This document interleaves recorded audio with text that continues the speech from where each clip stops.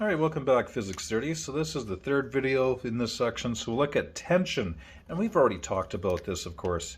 When a flexible cord pulls on an object, the cord is said to be under tension, and the force it exerts on the object is referred to as the tension force, or we symbolize it Ft. If the cord has negligible mass, the force exerted at one end is transmitted undiminished to each adjacent piece of the cord along the entire length to the other end. Okay, so what you see is the tension force that's equivalent to the force that the object that's attached to that cord will experience. So let's look at this example. So we have a horizontal case, two boxes. They're connected by a cord here, and there's a cord here, and this person is pulling at 40. 10 kg box, 12 kg box, box A and B. And just over here, of course, we can see our positive X and our negative X, positive Y, negative Y. Right, so two boxes A and B are connected by a lightweight cord and are resting on a smooth and again frictionless table. That makes it a little bit easier. The boxes have a mass of 12 kg and 10 kg, and a horizontal force of 40 newtons is applied to this box right here, which of course is attached to the 12. Draw a free body diagram for each box. So let's look at this. What's going on here. So the second box, the B box, of course it's going to have an FG and it's going to have an FN, and I think those are the only two forces that are operating on it vertically, so we know that those two are going to be equal and opposite. And if I look at box A, it's a little bit bigger, so we have FG and we have Fn, and again there's nothing operating vertically on it, so we know that these two forces are going to be equal. Now let's see, so this is box B, this is box A. Now we also have this rope here, so we're going to have this force here, which is, I'll call it the force on B exerted by A. So the force on B exerted by A, and of course if FA is pulling box B to the right, then box B is pulling back on A, equal and opposite. The force on A exerted by box B. So yes, this force is equal. A pulls on B with this force, B pulls back on A with that same exact force, but opposite direction. And we must have an FP here. It must be bigger than these forces, because if I look at this box just like this, yeah, this box is going to be going to the right, so this FP has to be larger than this pulling force here, this equal and opposite force. All right, then there's my ground, Good. So determine the acceleration of each box. Now there's a couple of ways we can solve for this. I think the easiest way to look at it is this FP, it's pulling this box here, but it's also pulling, we can think of it, this whole thing is pulling this whole unit. It's pulling that whole unit. So if I look at F net equals mass times A, that 40 newtons is actually pulling, well, the A box and the B box, because you can think of it, them being connected, which they are. So A and B are connected, so I can think of it as being one big unit.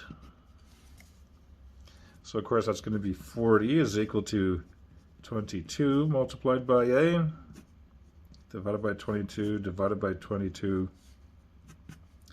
So A is going to be 1.82 meters per second squared forward. So that's going to be the acceleration, the total acceleration. So each box will experience this. Each box will experience this separately.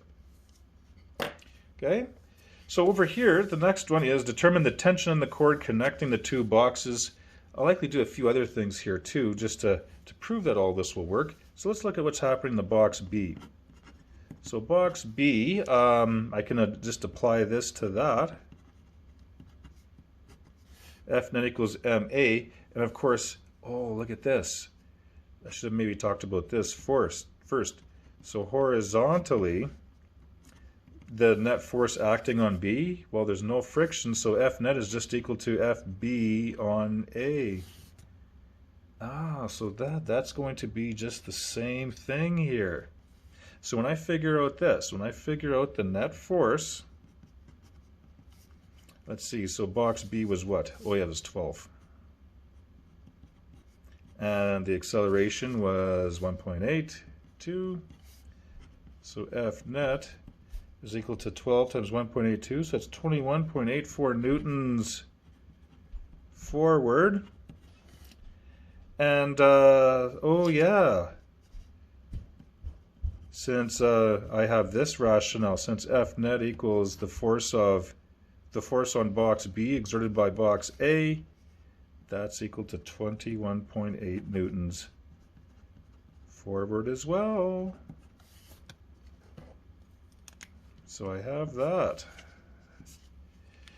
So of course, and then on box A, due to Newton's third law,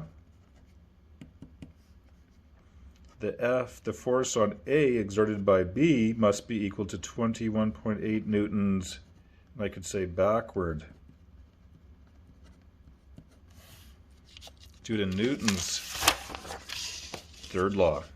So let's see, so what that tells us is that the first box here, so yes, I have this force and I have this force, but that 40, it has 40 exerting this way, and yes, it must have 21 being exerted this way.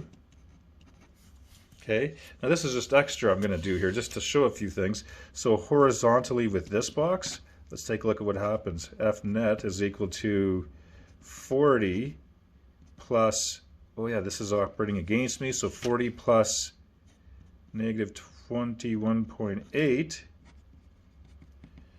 So of course what that gives me is, let's see here. So of course what that gives me is, oh yeah, 18.2. So the net force on box 1 is 18.2. All right, and look at what happens here.